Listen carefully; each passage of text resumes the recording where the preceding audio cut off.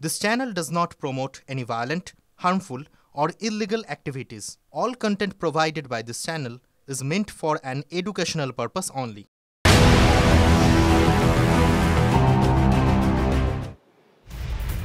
ফিরে এলাম ব্রেকের পর। এই মুহূর্তে বড় খবরের দিকে নজর রাখতে হচ্ছে। হাইকোর্টে চাকরি বাতিলের রায় বহাল সুপ্রিম কোর্টে।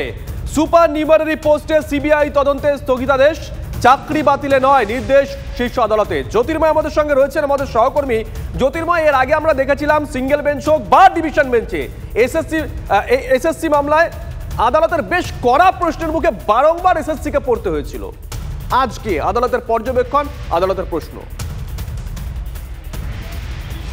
দেখো, আমি তোমার প্রশ্নের উত্তরে আসছি, কিন্তু তার আগে যেটা গুরুত্বপূর্ণ বিষয় যে রাজ্য সরকারের কর্মচারীরা যারা বিভিন্ন ইস্যুতে দীর্ঘদিন ধরে লড়াই করছিলেন, আজকে যখন রাজ্য সরকারি কর্মচারীদের অর্থাৎ শিক্ষকদের একাংশ তাদের চাকরি সম্পূর্ণভাবে খারিজ হয়ে গিয়েছে, সেই সময় সংগ্রামী যৌথ মঞ্চের তরফে একটা টিম তারাও কিন্তু এই মুহূর্তে সুপ্রিম কোর্টে এসে পৌঁছেছেন। তাদের কি বক্তব্য আগে একবার প্রথমে জেনে নেব। আজকে আমরা যে ছবিটা দেখতে পেলাম যে আজকে তদন্তের ক্ষেত্রে সিবিআই তদন্ত করছে ভোটের অজুহাত দেখিয়ে যারা এই মুহূর্তে ক্যাবিনেটে রয়েছেন তাদের বিরুদ্ধে যাতে তদন্ত না হয় সেক্ষেত্রে স্থগিতাদেশ এসছে, কিন্তু যাদের চাকরি চলে গেল তাদের ক্ষেত্রে তো কোনো রকম স্থগিতাদেশ এলো না। আপনারা কিভাবে দেখছেন? বিষয়টা হচ্ছে যে সম্পূর্ণটাই ভোটমুখী বিষয় আর কি। তার থেকে বড় করে হচ্ছে আমাদের যে বিষয়টাকে নিয়ে আমরা মূলত তুলে ধরেছি, আমাদের পিটিশনাররা সেরকম ছিলেন যাদের বিরুদ্ধে কারোর কোনো অভিযোগ নেই। না সিবিআইয়ের আছে, না পর্ষদের আছে, না সরকারের আছে, না পিটিশনারদের আছে, মানে যারা চাকরি পায়নি রাস্তার ধারে বসে আছেন তাদেরও আমাদের প্রার্থীদের বিরুদ্ধে কোনো অভিযোগ নেই।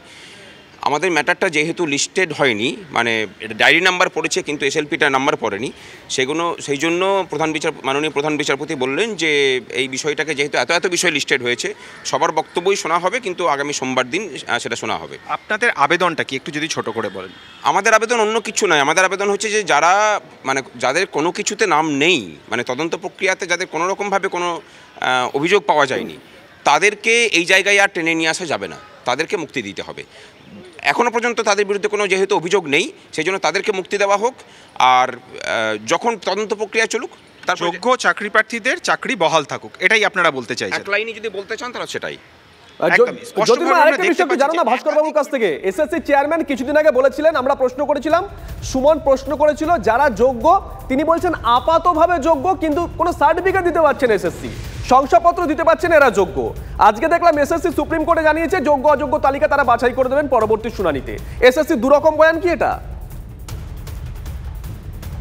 একদমই খুবই গুরুত্বপূর্ণ প্রশ্ন। গত কয়েকদিন আগে আমরা দেখেছি যে এসএসসির তরফ থেকে বলা হচ্ছিল যে কারা যোগ্য নয় সে সম্পর্কে তাদের কাছে কোনো স্পষ্ট ডেটা নেই, তারা নিশ্চিতভাবে কাউকে সার্টিফাই করতে পারবেন না যে এ যোগ্য কেউ যোগ্য নয়। আজকে সুপ্রিম কোর্টে তারা বলছেন যে তাদের কাছে ডকুমেন্টস আছে, সেকেন্ডারি ডকুমেন্ট সমস্ত কিছু রয়েছে যার ভিত্তিতে তারা কে যোগ্য কে অযোগ্য সেই তালিকা তারা দিয়ে দিতে পারবেন। তো কোথাও তো একটা দ্বিমত হচ্ছে, কোথাও তো দুরকমের অবস্থান হচ্ছে। সেরকম কথা কিন্তু পরিষ্কার করে তারা বলেননি, মানে যদি ভালো করে শুনানিটা শুনে থাকেন, তাদের কিন্তু সমস্তটা কি এক করে দেওয়ার একটা প্রচেষ্টা চলছে এখনো পর্যন্ত। আমাদের বক্তব্য হচ্ছে যে এসএসসির বা পর্ষদের যারা কাজ করেন সরকারি কর্মচারীরা আছেন তাদেরও বক্তব্য যে তাদের কাছে সমস্ত ডেটা আছে, চাইলে পরেই ডেটাকে মানে ভেরিফাই করে কাদের উপর কোনো অভিযোগ নেই, কারা নিজেদের যোগ্যতাতে চাকরি পেয়েছেন সেই জায়গাটাকে সেগ্রিগেট করে দেওয়া যায়। আজকে যেটা কোর্টে বলা হলো যে ওএমআর শিট 1 থেকে 2 বছর রাখা হয়েছে, তারপরে ওএমআর শিট নষ্ট করে ফেলা হয়েছে, তার পরবর্তী ক্ষেত্রে বলা হলো যে সেকেন্ডারি ডেটা অ্যাভেলেবেল, সেখান থেকে তারা সেগ্রিগেট করে দিতে পারবেন।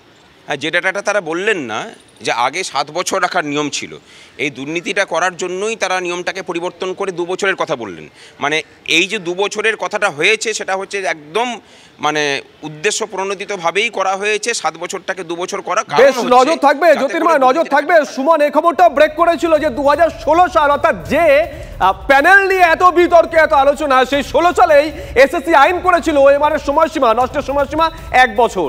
নজর থাকবে, আমাদের নজর থাকবে।